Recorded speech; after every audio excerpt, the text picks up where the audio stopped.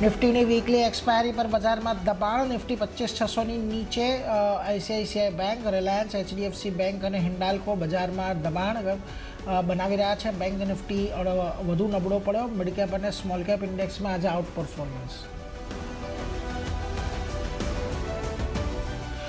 Anthropic સાથેની AI ડીલથી ઇન્ફોસિસમાં તેજી. Share લગભગ 3% વધીને નિફ્ટી ટોપ ગેનર બન્યો. આઈટી ઇન્ડેક્સમાં 4 દિવસની વેચવાલીનો અંત.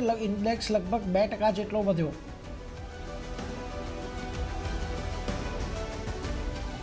નવા ઓર્ડર પછી કોચિન શિપયાર્ડમાં 5%નો ઉછાળો. ડિફેન્સ મંત્રાલય તરફથી 5 સર્વે જહાજો માટે 5,000 કરોડનો મળ્યો ઓર્ડર. તો ભારત ફ્રેન્ચ ડિફેન્સ ડાયલોગને કારણે બીઈએલમાં પણ તેજી.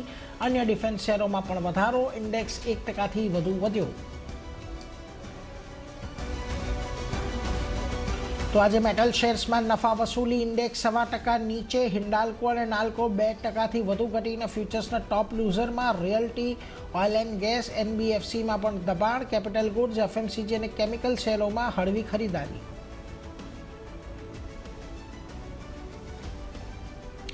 અને કર્ણાટક દ્વારા ગીગ વર્કર્સના કલ્યાણ માટે 1%નો વધારાનો ખર્ચ લાદવામાં આવ્યા પછી ઇટરનલ અને સ્વિગીના શેરમાં ઘટાડો. ઇટરનલ અને સ્વિગી ફ્યુચર્સમાં ટોપ લૂઝર બન્યા.